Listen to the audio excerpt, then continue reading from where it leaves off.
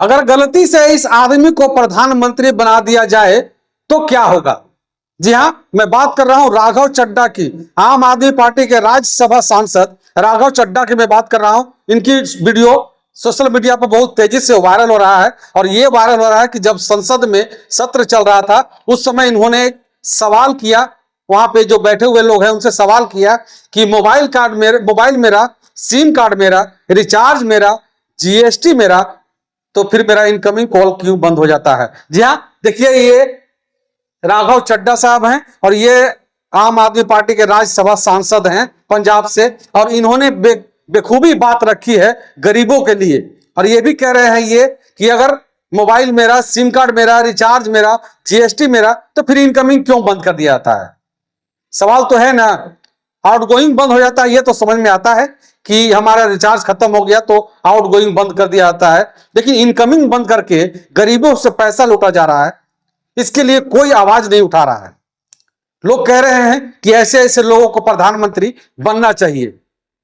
आप लोगों की क्या प्रतिक्रिया है जरूर बताइएगा, लेकिन इससे पहले आपको और भी बातें मैं बताने की कोशिश कर रहा हूं कि राघव चड्ढा ने संसद भवन में और कौन कौन सी बातें रखी है।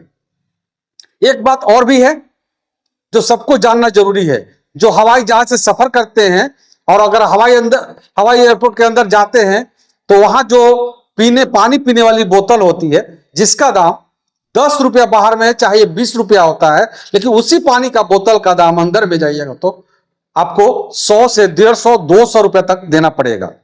बात कर ले अगर खाने की चीजों की, तो समोसा जो हम लोग 10 रुपया हम बाहर खरीदते हैं, 20 रुपया हम बाहर खरीदते हैं, उस समोसे का दाम एयरपोर्ट के अंदर 250 रुपया है। क्यों? क्या सिर्फ वहां पे धनी ही लोग जाते हैं हवाई जहाज यात्रा करने के लिए, उसमें मिडिल क्लास की फैमिली भी जाते हैं और गरीब लोग भी जा सकते हैं उससे।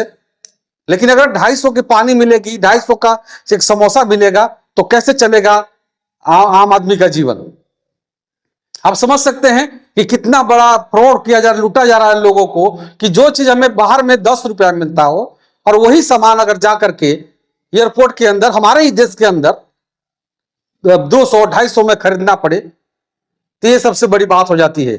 इन सारे मुद्दे पे बात करने वाला एक ऐसा इंसान जिसका नाम राघव चड्ढा है और आम आदमी पार्टी के ये राज्यसभा सांसद हैं। लेकिन आज सबसे बड़ी बात यह है कि इस चर्चे पे आज तक किसी ने भी कोई बात नहीं उठाया, कोई मुद्दा नहीं उठाया जो इन्होंने कर दिखाया है। लोग इनकी खूब तारीफ कर रहे हैं सोशल मीडिया पे कि प्रधानमंत्री हो तो ऐसा बनना चाहिए, राघव चड्ढा जैसा होना चाहिए जो कि लोगों के हित में बात करता है। लेकिन बड़ा बात यह भी है कि ऐसे ऐसे आदमी को प्रधानमंत्री लोग बनने नहीं देंगे। जो गरीबों को आवाज उठाएंगे उनको लोग प्रधानमंत्री बनने नहीं देते हैं।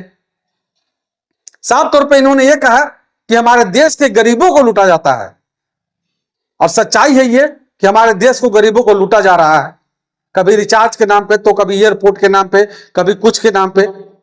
बहुत सारी ऐसी बातें हैं जिन्होंने इस पूरा सदन में खोल करके राघव चड्ढा ने रख दिया है। आप समझ लीजिए कि बेरोजगारों के लिए कोई सवाल नहीं करता संसद भवन में। बेरोजगार कैसे अपना रोजी रोटी चलाएंगे। जो भी संसद में जाते हैं, जो भी सांसद महोदय जाते हैं, अपना पन्ना निकालते हैं और उसमें से सिर्फ ये कहते हैं कि हमारे यहाँ रोड की कमी है, हमारे यहाँ पुल की कमी है, हमारे यहाँ इसी की कमी है। लेकिन बेरोजगारों के लिए कोई सवाल नहीं करता, चाहे वो हमारा बिहार हो या फिर कोई अन्य प्रदेश हो। जबकि सबसे पहले चीज जरूरी क्या है कि बेरोजगारी कम से कम खत्म होनी चाहिए, इसके बाद ही कुछ होना चाहिए।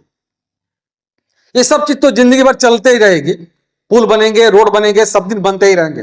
लेकिन अगर बेरोजगारी की बात की जाए तो हमारे देश में इतना बेरोजगारी है कि इस पर कोई सवाल नहीं करता है। कोई भी सांसद पूरे देश के लिए, देश के कोई भी सांसद इस पे कोई सवाल नहीं करता कि हमारे देश में इतनी बेरोजगारी है। खास करके बिहार की बात कर ले अगर, तो बिहार से इतने पलायन होते हैं कि मैं बता दूं आपको कि बिहार से प्रतिदिन लगभग 50 ट्रेनें जाती हैं यहां से दिल्ली के लिए, गुजरात के लिए, मुंबई के लिए। एक भी ट्रेन आपको खाली नहीं मिलेगा, चाहे वो एसी हो, स्लीपर हो या फिर जनरल हो। इसका जिम्मेवार कौन? कोई इस पे चर्चा क्यों नहीं करता? सांसद में कोई नहीं, क्यों नहीं चर्चा करता, विधानसभा में इसकी चर्चा कोई क्यों नहीं करता। लेकिन सबकी आंखें राघव चड्ढा ने खोल दी है कि हाँ, सवाल भी इस तरह से पूछे जा सकते हैं ताकि सरकार के भी पैर हाथ फूलने लगे। मुझे इनसे कोई हमदर्दी नहीं है, लेकिन हम उन लोगों के लिए बात कर रहे हैं जिनको बेरोजगारी देख करके भी तरस नहीं आता है कि लोग बेरोजगार घूम रहे हैं। हम जाते हैं सिर्फ विधानसभा में, लोकसभा में जाते हैं, सिर्फ बात उठाते हैं कि हमारे यहाँ पुल नहीं है, सड़क नहीं है, भवन नहीं है, ये नहीं वो नहीं है। कम से कम एक बार कम से कम आवाज तो आप लोगों ने उठाया होता कि हमारे यहाँ बेरोजगारी इतनी है, पलायन इतने हैं कि लोग भर भर के ट्रेन जाते हैं, भर भर के ट्रेन गुजरात जा रहे हैं, मुंबई जा रहे हैं, दिल्ली जा रहे हैं। इस पे कोई क्यों नहीं बात करता। लोग आपको वोट देता है इसलिए देता है कि हमारा कल्याण करेंगे आप लोग, लेकिन कुछ नहीं हो पाता है। आप समझिए कि आपसे जनता इतना उम्मीद लगाए बैठी है कि हमारे नेताजी हमारे लिए कल्याण का कार्य करेंगे, लेकिन सबसे बड़ी उसमें बात क्या आती है कि बेरोजगारी जो है, बेरोजगारी खत्म नहीं हो रही है। बेरोजगारी सबसे पहले खत्म होनी चाहिए, सभी लोगों को रोजगार मिलना चाहिए। भर भर के जो ट्रेन हम गुजरात, मुंबई, दिल्ली जा रहे हैं, वो चीज नहीं होना चाहिए। हमारे देश में, हमारे राज्य में हमें काम मिलना चाहिए। आप लोग क्या कहना चाहेंगे इस राघव चड्ढा जी के लिए, जरूर बताइएगा, क्योंकि पहली बार कोई ऐसा सांसद ने इतनी बड़ी आवाज उठाया है कि इनकी आवाज से पूरा सदन हिल गया है। समझिए, सबके हाथ पैर फूलने लगे हैं। और ऐसे ऐसे लोगों को जरूरत है, हमारे देश के लोगों को जरूरत है, चाहे वो पार्टी किसी का भी हो, लेकिन पार्टी छोड़ करके इन्होंने एक बात उठाई है। लोग कह रहे हैं कि पॉपुलैरिटी के लिए, सोशल मीडिया पर छाए रहने के लिए ऐसा करते हैं, लेकिन ऐसा कुछ भी नहीं है। इन्होंने जो बातें मुद्दा थी रखा, हम सच में ये देखा जाए अगर, तो ये बात सही है। तमाम सांसदों से मैं कहना चाहूंगा कि जो भी सांसद साहब जा रहे हैं अपने लोकसभा में सत्र के दौरान, तो एक बार बेरोजगारों के लेकर के मुद्दा उठाइए कि हमारे बेरोजगारों के लिए क्या होना चाहिए। क्या हमारे बेरोजगार इसी तरह भर भर के ट्रेन जाते रहेंगे गुजरात, दिल्ली, मुंबई, या फिर हमारे बिहार में या फिर अन्य प्रदेशों में काम मिलेगा लोगों को जो जहां के रहने वाले हैं वहीं पे। वीडियो को ज्यादा से ज्यादा आप लोग शेयर कर दीजिएगा। बस इतनी ही कोशिश रहेगी कि हम लोग इस तरह की खबरें आपको दिखाते रहेंगे और एक आवाज बनने की कोशिश करेंगे, क्योंकि ना तो विधानसभा में कोई सवाल उठा रहा है, ना कोई लोकसभा में सवाल उठा रहा है, तो हम लोग तो सवाल करेंगे। बोलने का अधिकार दिया गया है हम लोगों को, हर नागरिक को बोलने का अधिकार दिया गया है। इसी के साथ इस वीडियो के बारे में आप क्या समझते हैं जरूर बताइएगा। बहुत बहुत शुक्रिया, आभार, जय हिंद।